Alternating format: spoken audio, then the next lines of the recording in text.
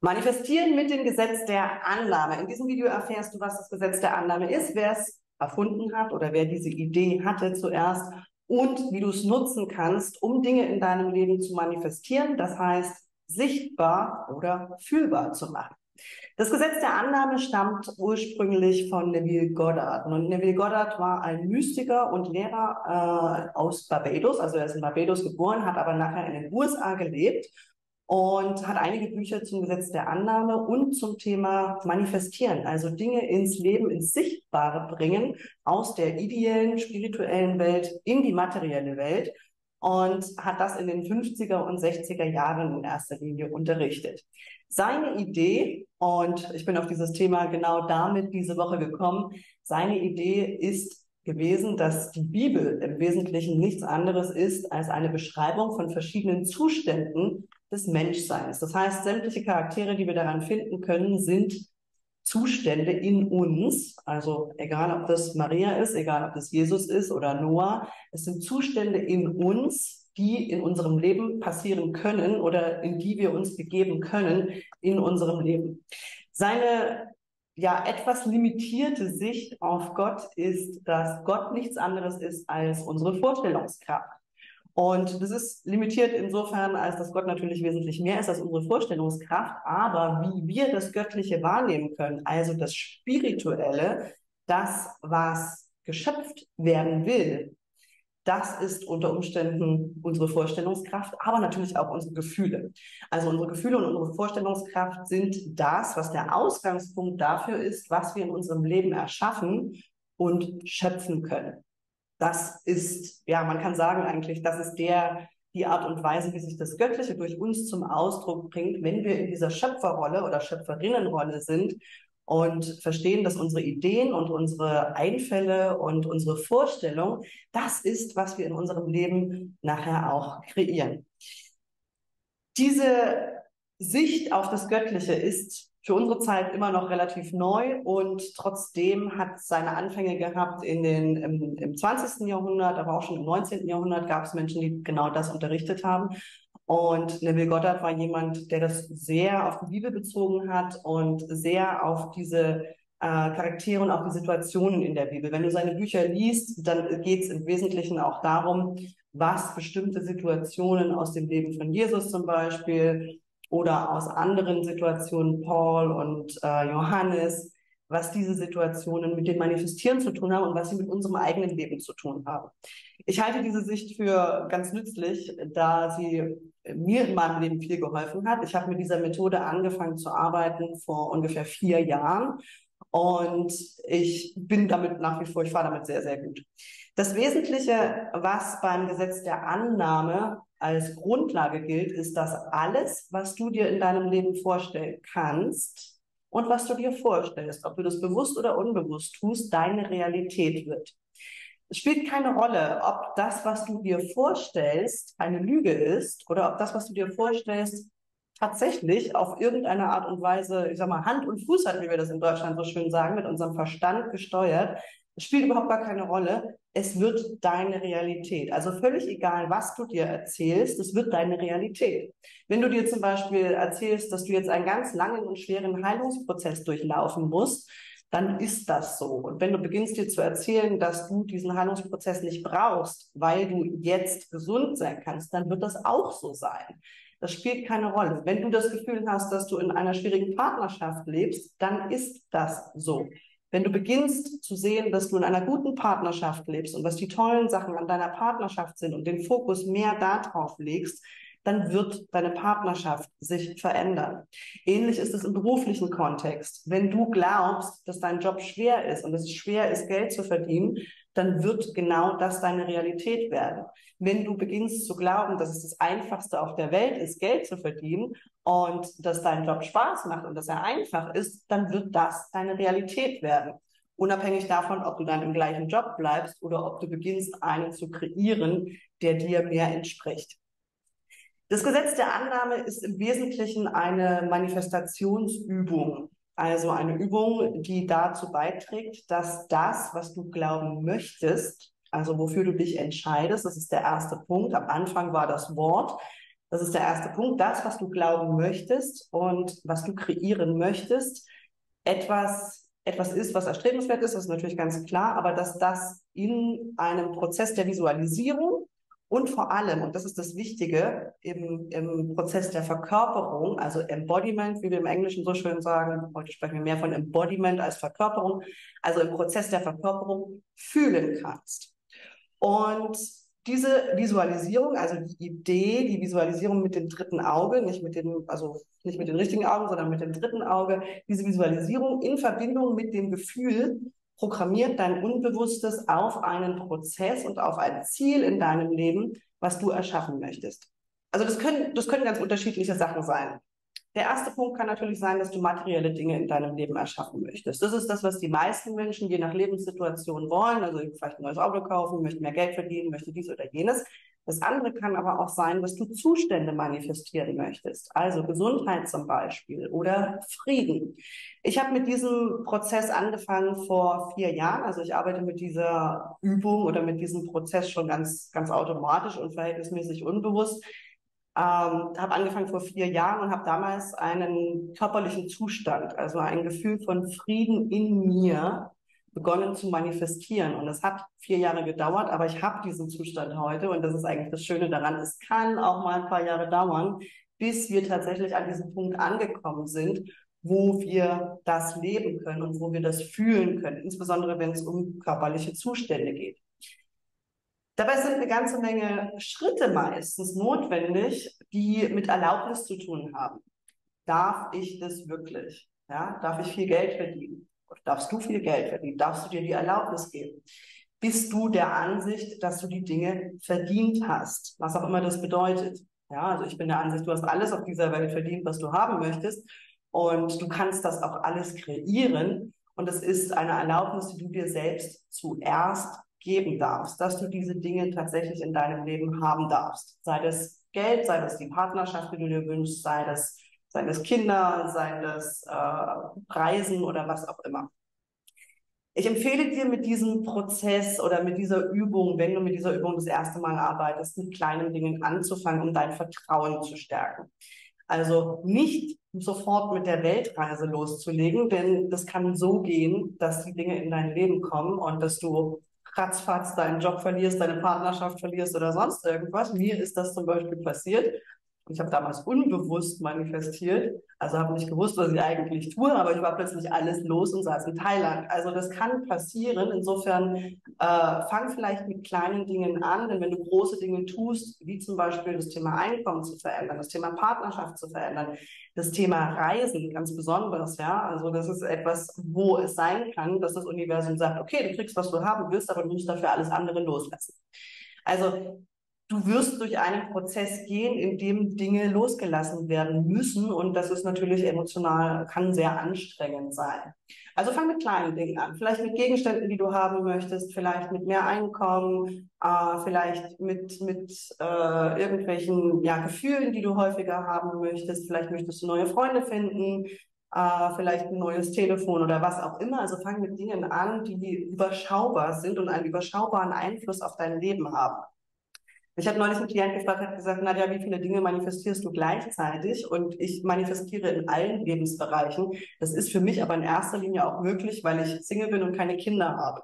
Also das solltest du natürlich immer mit berücksichtigen, dass es dein Leben tatsächlich in einer Art und Weise verändern kann, die bedeutet, die relativ große Auswirkungen haben kann. Und wenn du für Kinder zuständig bist und wenn du verantwortlich bist für deine Kinder und wenn du eine Partnerschaft hast und verheiratet bist, dann bedeutet das unter Umständen etwas, was sehr anstrengend und sehr schwierig sein kann. Also schau, dass deine Ziele überschaubar und kontrollierbar sind, ja, um das Gefühl des Kontrollverlustes tatsächlich zu vermeiden.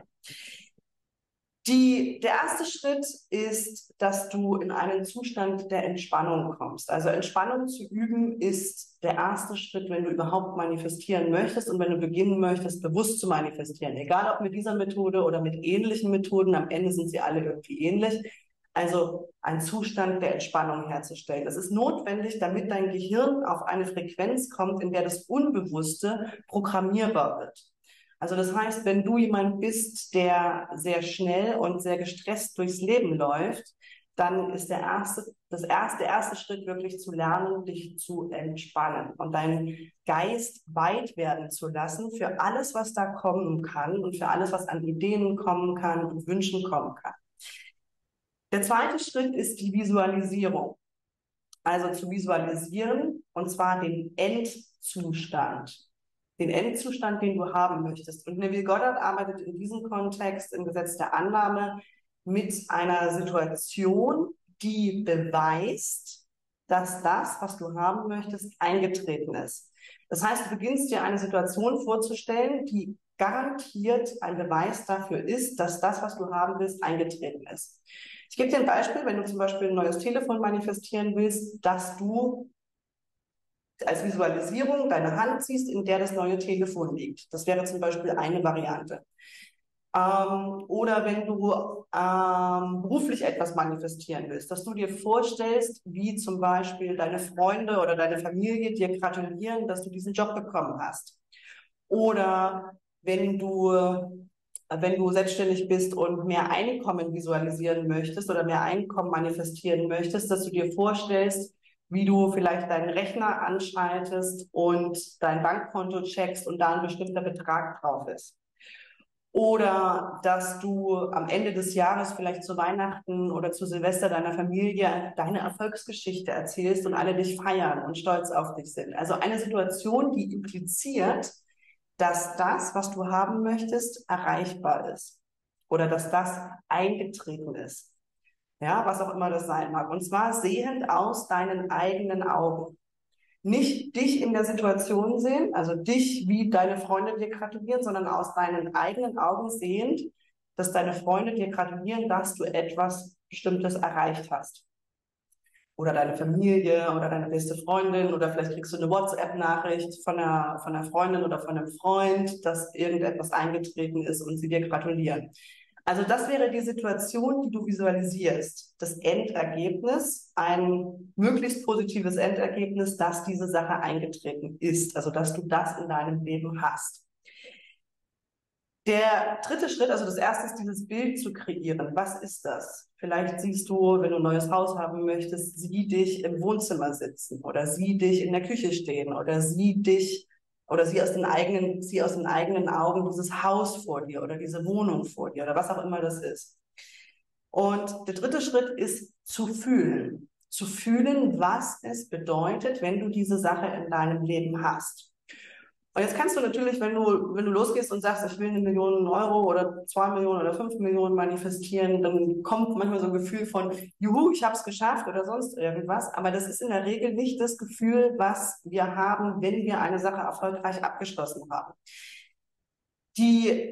Wenn du dein Leben reflektierst und mal überlegst, wie das in der Vergangenheit gewesen ist, wenn du etwas erfolgreich erreicht hast, sei das dein Schulabschluss, sei das dein Studienabschluss, sei das, dass du einen Job bekommen hast. Vielleicht hast du dich gefreut, ja, aber also für mich ist das, und du kannst das für dich reflektieren, ja, für mich ist das so, dass ich in diesem Moment ein Gefühl der Erleichterung habe.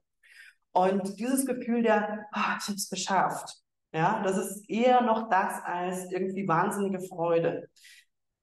Überleg mal bei dir und reflektiere für dein Leben, was das Gefühl gewesen ist. So, und jetzt gehst du am besten abends vor dem Schlafengehen und morgens nach dem Aufwachen. Genau in diese Situation. Du visualisierst das und verbindest dieses Bild mit dem Gefühl, was du hast, wenn du eine Sache erfolgreich erreicht hast. Das kannst du am besten abends vor dem Einschlafen und morgens nach dem Aufwachen machen, weil dein Gehirn zu diesem Zeitpunkt, also vor dem Einschlafen und nach dem Aufwachen, im sogenannten Theta-Zustand ist. Das heißt, dein Unbewusstes ist weit und empfänglich für diese Sache. Und dann kommt natürlich das Umsetzen. Also das Visualisieren ist eine Sache. Das zweite ist dann noch die Nachrichten, die du bekommst, also die Impulse, die du hast, bestimmte Dinge in deinem Leben zu tun, auch wirklich zu tun. Und jetzt geht es an die Herausforderung. Da geht es nämlich um das Problem Angst. Also das, was du haben willst, das kannst du haben. Wenn du dich dafür entscheidest und wenn du sagst, ich will das wirklich manifestieren und ich will das wirklich haben und es ist deins, ja, es ist nicht etwas, was du für die Nachbarn machst oder für deine Freunde oder um irgendwie gut dazustehen, sondern es ist das, was du wirklich für dein Leben haben willst, was deine Seele, was dein Herz sich wünscht, dann bekommst du das. Also wenn da ausreichend Warum dahinter steht und ausreichend ja, Herzenskraft und Seelenkraft tatsächlich auch, dann bekommst du die Dinge. Ist überhaupt gar keine Frage. Wenn du die Dinge tust, um anderen zu gefallen oder um irgendeinen Status zu haben oder obwohl sie eigentlich überhaupt nicht wichtig sind, dann wird es tendenziell ein bisschen schwieriger und vielleicht auch ein längerer Prozess. Aber auch das kannst du bekommen, ja. Also auch da kann sich deine emotionale Welt zu diesen Dingen verändern. Und du kannst irgendwann sagen, so jetzt ist es an der Zeit, das und das zu machen oder das und das zu manifestieren. Die Dinge kommen, wenn du sie dir lange genug wünschst. Und manche Dinge, das ist im Leben so, glauben wir zu wollen und bekommen sie dann nicht, weil wir zu sehr die Kontrolle darüber haben wollen oder weil wir zu sehr kontrollieren wollen, wie sie in unser Leben kommen. Aber im Wesentlichen bekommst du die Dinge, wenn du daran glaubst und vor allem auch, wenn du das Wie loslässt. Und das ist ganz, ganz wichtig auch in diesem Prozess.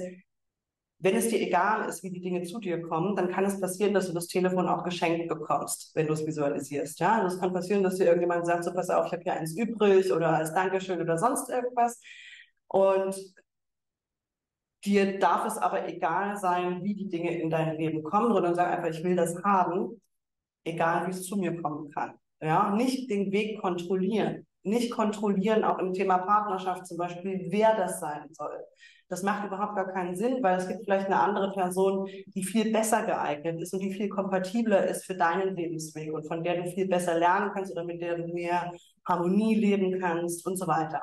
Also nicht auf bestimmte Wege und nicht auf, insbesondere bei Personen, nicht auf bestimmte Personen fokussieren und unbedingt diese Person haben wollen, aus welchen Gründen auch immer. Gerade Menschen sind keine Besitztümer, also sieh zu, dass du sagst, okay, ich will diese Qualität in meinem Leben haben oder diese Qualität der Partnerschaft in meinem Leben haben. Universum, bring mir die richtige Person dafür, ja. Oder ich will diese Reise haben, schaff die Umstände dafür und die werden dann schon kommen. Die werden Schritt für Schritt kommen. Der Weg, wie das kommt, ist verhältnismäßig egal. Wenn du in einer Partnerschaft lebst und insbesondere dann, wenn Kinder involviert sind, mach die Sachen gemeinsam mit deinem Partner oder deiner Partnerin, wenn ihr bestimmte Dinge manifestieren wollt. Ich habe ja vorhin schon gesagt, es kann passieren, dass du alles loslassen musst. Also wenn eine Reise manifestiert werden soll, eine Weltreise oder sowas, sind ja so Wünsche von Leuten. Wenn das manifestiert werden soll, dann mach das mit deiner Partnerin oder deinem Partner zusammen, damit ihr beide auch in die gleiche Richtung lauft. Also nicht zwingen und diese Übung abends vor dem Einschlafen und morgens nach dem Aufwachen machen. Also einfach mal visualisieren, wie du das Ziel erreicht hast, was impliziert, dass du das Ziel erreicht hast und wie fühlst du dich dabei. Und das machst du so lange, bis du es vergisst. Also bis vielleicht das nächste kommt oder etwas anderes deine Aufmerksamkeit kriegt und so weiter. Also das heißt, du brauchst es nicht ewig zu machen, bis du die Sache hast, weil dann bist du schon wieder im Zustand des Kontrollierens, sondern du machst es so lange, bis du nicht mehr dran denkst oder bis vielleicht irgendwas anderes kommt, was du haben willst und dann fängst du an, das zu manifestieren. Also abends vor dem Einschlafen und morgens nach dem Aufwachen an die Dinge zu denken, die du haben möchtest. Die Annahme und viele, wenn du beginnst mit diesen Übungen und wenn du beginnst mit diesem Schöpfungsprozess, dann kommen häufig so Einwände wie, ja, bilde ich mir das alles nur ein. Und das Gesetz der Annahme hat natürlich auch zur Grundlage, dass es eine Annahme ist und es spielt, ich habe es vorhin schon gesagt, spielt keine Rolle, ob es eine Lüge ist. Du wirst es manifestieren, egal was du dir erzählst. Und da ist die Aufmerksamkeit auch auf deine Gedanken verhältnismäßig wichtig. Also was denkst du eigentlich über die Dinge oder was hältst du eigentlich für möglich? Du hältst die Dinge für möglich, die du im Außen wahrnimmst bei anderen Menschen, ja, was dir andere erzählen, was möglich ist. Wenn du insbesondere im beruflichen Kontext oder auch im Bereich der Partnerschaften und so weiter etwas manifestieren möchtest, dann ist es hilfreich, dass du dich mit Menschen umgibst, die das entweder auch tun oder schon gemacht haben. Ja, also hol dir Einflüsse, lies Bücher dazu, schau dir YouTube-Videos dazu an, hol dir Einflüsse von Leuten, die das gemacht haben und umgib dich mit dieser Energie von diesen Leuten. Triff dich mit Leuten, wenn du sie kennst, zum Kaffee, geh auf Netzwerkveranstaltungen. Umgib dich mit Menschen, die in der gleichen Energie sind. Wenn du gerade im Bereich Businessaufbau super wichtig mit deiner Familie ständig über dein Business redest, das sind die falschen Ansprechpartner, wenn sie nicht ein erfolgreiches Business aufgebaut haben. Wenn du in eine glückliche Partnerschaft möchtest und du kennst sowas nicht in deinem Umfeld, wenn in deinem Umfeld alle nur in irgendwelchen toxischen Beziehungen leben und nicht die Partnerschaft, die du haben willst, dann ist es an der Zeit, dich mit Leuten zu umgeben, die sowas haben und die auch zu suchen. Also diese Leute zu suchen, von denen du weißt, dass es möglich ist, also wo du siehst, die leben in einer Partnerschaft oder in einer Beziehung, wie du sie gerne haben möchtest. Wenn du mehr Geld verdienen möchtest, umgib dich mit Leuten, die zum Ziel haben, Geld zu verdienen oder die bereits Geld verdient haben. Ja, wie denken die? Was sagen die? Und so weiter und so fort. Also deine Möglichkeiten, die du hast, die du glaubst zu haben im Leben, die sind in erster Linie davon abhängig, mit was für Menschen du dich umgibst. Das, was für dich das nächste Level ist, das hat meine Coach zu mir gesagt und das ist für mich immer noch der beste Satz. Ich glaube, der Satz stammt, glaube ich, von Christina Bayer, meine ich. Das, was für dich das nächste Level ist, ist für andere ein ganz normaler Donnerstag. Und wenn du dich mit diesen Leuten umgibst, für die das ganz normal ist, was du haben willst, also für die Gesundheit normal ist, für die eine erfüllte Partnerschaft normal ist, für die ein prosperierendes Geschäft normal ist, dann wirst du mehr und mehr diese, ja, Learning by Osmosis sozusagen, also durch Osmose lernen. Du wirst mehr und mehr in diese Energie kommen und natürlich auch viel, viel einfacher daran glauben können, dass das auch für dich möglich ist. Also es geht nicht nur darum, die Dinge zu visualisieren, sondern es geht natürlich auch darum, dich mit diesen Dingen zu beschäftigen. Wie macht man etwas? Ja, also wie erschafft man ein prosperierendes Business? Wie kann eine Partnerschaft gelebt werden? Und das sind so die Dinge, die in deinem Leben dann an Veränderungen stattfinden werden, wo du sagst, okay, ich möchte mich mit diesen Leuten nicht mehr umgeben, ich suche mir jetzt neue, die das leben, ja, die das können, die dir das schon machen. Weil alles, was du dir vorstellen kannst, ist möglich. Und es beginnt eben in deiner Vorstellungskraft und es beginnt in diesem Gefühl, das will ich haben und das will ich wirklich haben. Ja. Okay, also das ist das Gesetz der Annahme von Neville Goddard. Also deine Vorstellungskraft ist der Ausdruck des Göttlichen, des Schöpferischen, des Potenzials in dir. Und das ist das, was du natürlich auch erschaffen kannst, deine Energie mit dieser Sache, also dein Gefühl mit dieser Sache in Einklang zu bringen, ist natürlich auch häufig damit verbunden, dass du dir Hilfe suchst. Also auch ich habe natürlich Hilfe, die ja mich dabei unterstützt und mich dabei fördert, die Dinge zu erreichen, die ich für mein Leben haben möchte. Ich biete dir diese Hilfe an. Im Coaching kannst du gerne zu mir kommen und wir arbeiten gemeinsam uns durch die Ängste, auch durch die Verhaltensmuster, die vielleicht so festgefahren sind, dass du dich nicht verändern kannst oder glaubst, dich nicht verändern zu können. Alle Ursache-Wirkungsverkettungen, weil es schon immer so gewesen ist, kann ich nicht anders handeln. Suchtverhalten, bestimmte Ablenkungsmanöver und so weiter, Formen der Selbstsabotage. Ich glaube nicht, dass es gibt, Selbstsabotage, denn diese Anteile halten dich in Sicherheit. Aber wenn wir was Neues tun, müssen wir ausbrechen aus der Komfortzone. Wenn du Hilfe dabei haben möchtest, mach dir gerne einen Termin für ein Erstgespräch unter diesem Video. Ich freue mich auf dich, mit dir gemeinsam an deinen Zielen zu arbeiten. Ich wünsche dir viel Erfolg mit dem Gesetz der Annahme. Entspannen, visualisieren und fühlen. Viel Erfolg dabei und bis bald. Tschüss.